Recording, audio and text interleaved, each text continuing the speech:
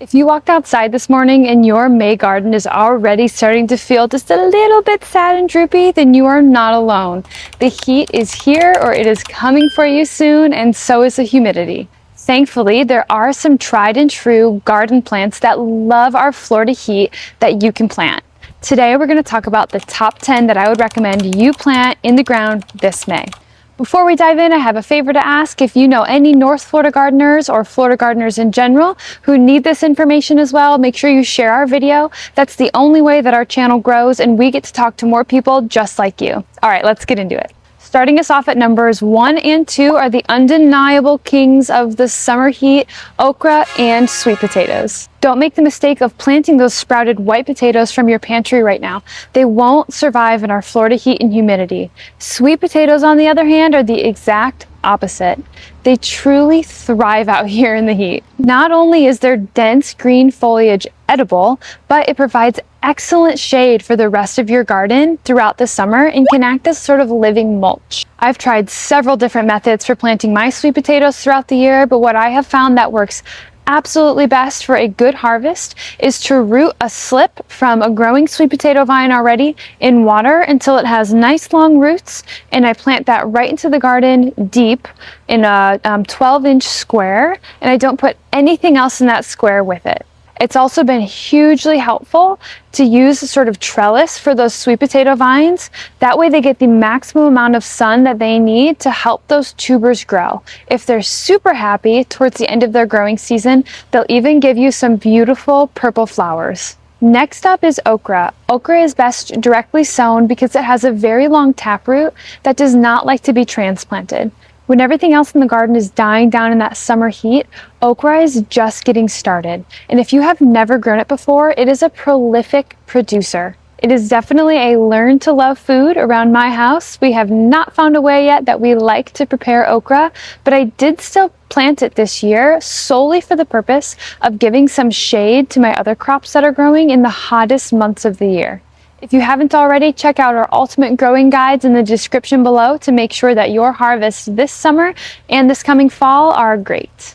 Coming in at numbers 3 and 4 is Roselle and basil. This is my first year growing Roselle, and I had a hard time finding seeds. I'll link the seeds that I ended up buying below. They're already sprouting after just a few days, so it seems to be off to a good start. Roselle is in the same family as okra and hibiscus. Their flowers look similar to each other, but with different color varieties. And on Roselle, they form these red pods that you can pick off and either dry to turn into a tea that has more antioxidants than green tea, or you can make it into a sort of cranberry jam. I've read that it is also a prolific producer, and you don't need more than about 2 or 3 per bed because they can get so large.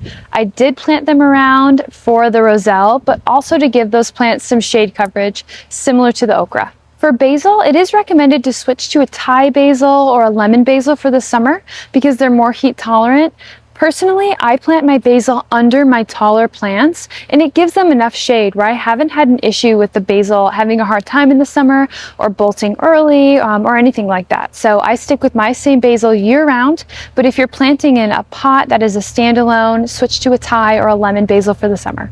And if you don't know what to do with like those first 5 basil leaves that you harvest, stick them in a freezer bag and add to it throughout the year. That way you can have fresh pesto whenever you want. Moving on to numbers 5 and 6, we have our southern peas and milkweed. Southern peas, or black-eyed peas, are an excellent addition to any garden, even if you don't like to eat them. They provide shade for the soil to help keep those microbes alive in the summer, and they can also return that nitrogen to your soil if you fold them into your soil before they are done at the end of their growing season. Number 6 is our milkweed.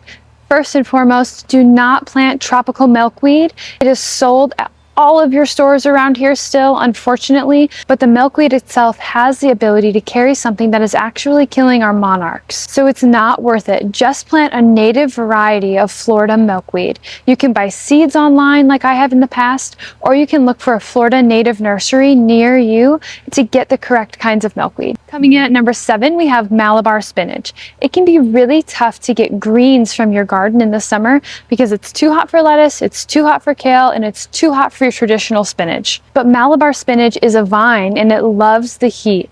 Plant some of that in your garden, but make sure that it has something to climb. Next up, we have to add some marigolds. Marigolds are beautiful, whether they're on the border of your garden or you're using them as a companion plant for your tomatoes. They come in all different colors and they're so incredibly easy to grow. When you start them from seed, they can grow into this huge, beautiful bush type plant that is an excellent addition to all of my garden beds. Finally, at numbers 9 and 10, we have Gaillardias and rosemary. Gaillardias are a new one for me this year, but they have been all over at the nurseries. And I've noticed as I'm driving around, you can see them in like the medians of the road. They are a natural Florida wildflower. They are drought resistant once they're established, and they are absolutely beautiful.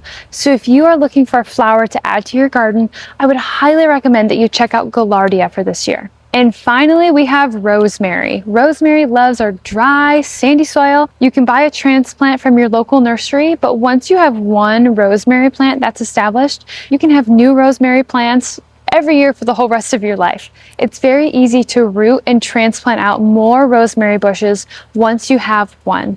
The edges of my garden beds get less water than the rest, so I tuck some rosemary in there because it thrives in that little bit of a drier condition. If you want to make sure that your soil and your plants are completely dialed in, check out our ultimate growing guides in the description today.